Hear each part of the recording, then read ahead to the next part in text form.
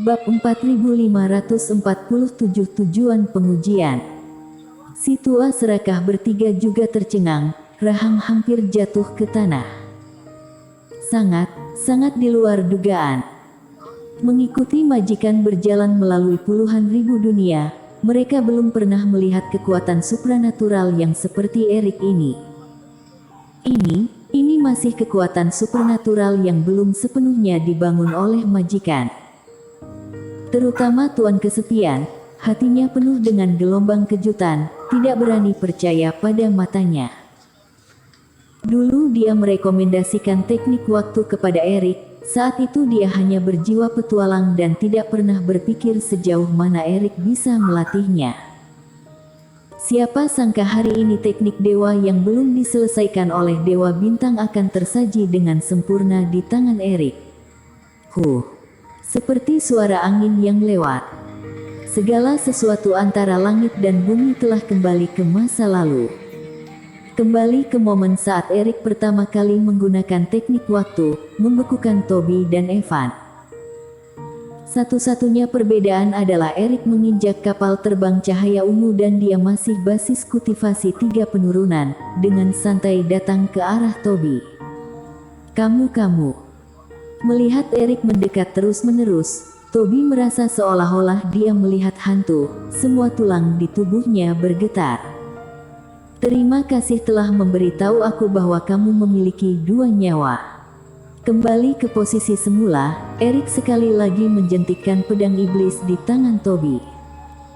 Kali ini, ilmu sihir yang tak terhitung jumlahnya telah ditelusuri kembali dan dipadatkan kembali. Erik mengguncang lengan bajunya.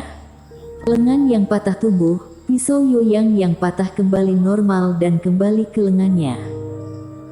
Kamu barusan terpotong menjadi 2 bagian olehku, tubuhnya jatuh ke 2 posisi itu, kan? Erik berbicara dan menunjuk ke bawah. Suah. Kali ini, selain 200.000 cahaya pisau sebelumnya, Erik bergerak ke 2 arah itu lagi, meninggalkan 200.000 cahaya pisau berturut-turut. Gelombang besar. Melihat ini, Toby hampir pingsan ketakutan. Dengan begitu, meskipun dia memiliki 2 nyawa, tetapi sebelum cahaya suci memadat, dia akan dipotong oleh 2 cahaya pisau dan dia tidak akan memiliki kesempatan untuk pulih. Setelah menyelesaikan semua ini, Erik menarik napas dalam-dalam. Rain, kepala suku Lee, aku sudah membalaskan dendam kalian. Dengan menjentikkan jari, dunia kembali normal. Suah. Cahaya pisau mendarat dan Toby melawan dengan putus asa. Saat ini, dia ketakutan dan tahu bahwa hidupnya tidak lama lagi. Erik, aku sudah salah. Aku benar-benar tahu aku salah. Aku ditipu oleh Evan, aku awalnya baik. Kamu ampuni aku bisa memberikan tulang peri dan jiwa peri kepadamu, aku bisa menjadi jiwa spiritualmu. Erik menoleh, melirik Evan dengan ekspresi rumit. Kamu bisa mengkhianati semua orang, bagaimana aku bisa mempercayaimu?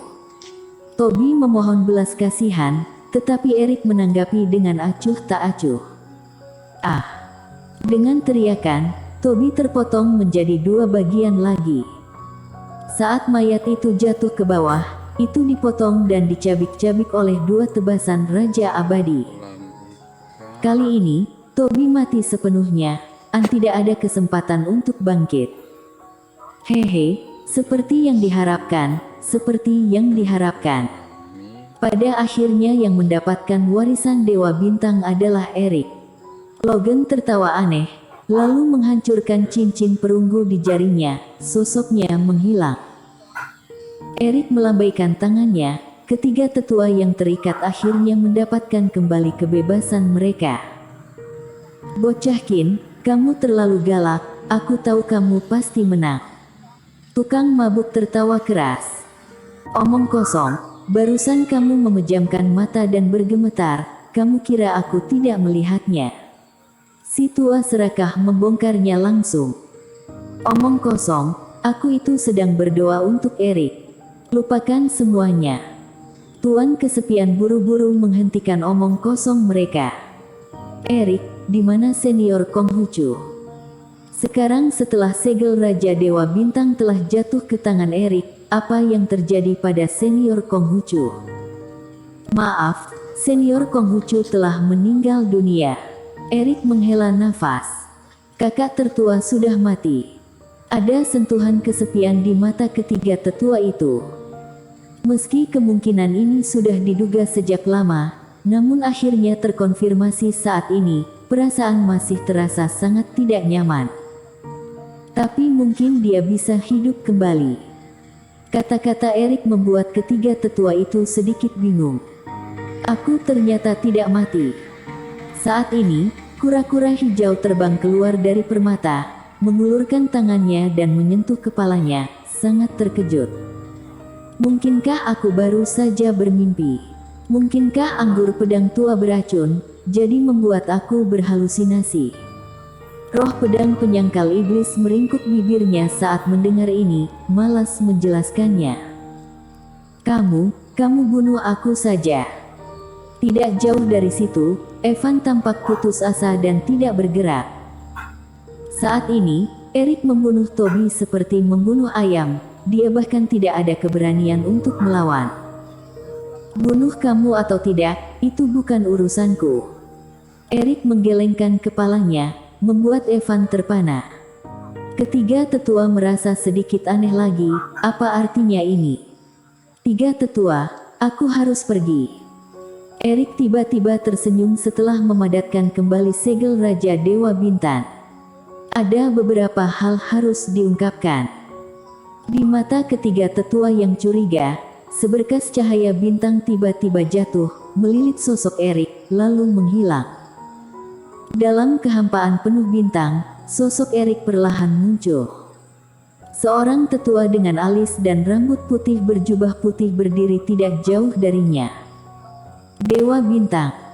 Menarik napas dalam-dalam, Erik membungkukkan tangannya untuk memberi hormat. Tetua di depannya, di dalam lukisan warisan, dirinya tidak tahu sudah berapa kali melihat tetua di depannya ini. Bangunlah. Tetua melambaikan tangannya, Erik berdiri tanpa sadar. Mata keduanya juga bertatapan sesaat. Erik, ada banyak keraguan di benakmu, kan? Melihat melalui mata Erik, Dewa Bintang tersenyum. Sekarang sudah sampai di sini. Sebelum mengatakan hal penting, kamu bisa menanyakan semua yang kamu mau. Erik mengangguk, menyortir pikirannya yang berantakan, berbicara perlahan. Dewa Bintang, aku ingin tahu apakah semua ini benar atau tidak. Apa yang benar atau tidak? Dewa Bintang bertanya balik. Erik terdiam sesaat. Di mata junior, yang tidak dapat diubah adalah benar dan yang dapat diubah itu salah. Dewa Bintang tersenyum datar dan melambaikan tangannya. Lihatlah. Suoah. Kehampaan tampaknya membuka lubang, sepotong besar langit dan bumi muncul di luar angkasa. Erik buru-buru menoleh untuk melihat. Kemudian dengan terkejut menemukan bahwa di dunia ini, kultivator yang tak terhitung jumlahnya tertahan dalam kehampaan seolah-olah mereka terbungkus dalam kepompong sutra transparan. Di antara mereka, tidak hanya kultivator yang pada akhirnya lolos dari Laut Warisan, tetapi juga Rain, Caleb dan kultivator lainnya yang meninggal di Laut Warisan. Meskipun semua orang memejamkan mata dan mengalami koma, mereka masih hidup. Dalam sekejap, Erik mengerti. Dirinya selalu menebak sebelumnya, tetapi tidak ada bukti. Namun kali ini, Dewa Bintang menunjukkan segalanya dan mengatakan jawabannya langsung pada dirinya. Seluruh kebenaran terungkap. Terlepas dari Evan di dasar laut, Toby yang gila, kekacauan selanjutnya di Laut Warisan, semua orang yang melarikan diri. Semua ini bukanlah kebetulan yang sederhana, tetapi sepenuhnya dalam rencana Dewa Bintang. Sederhananya, ini adalah ilusi, ini adalah sebuah pertunjukan. Dewa Bintang, kenapa kamu melakukan ini? Erik mengerutkan kening. Kamu menciptakan dunia jalan surga, mengatur banyak ujian dan akhirnya memutuskan pemenangnya. Kenapa kamu mengatur kecelakaan yang menghancurkan langit dan bumi?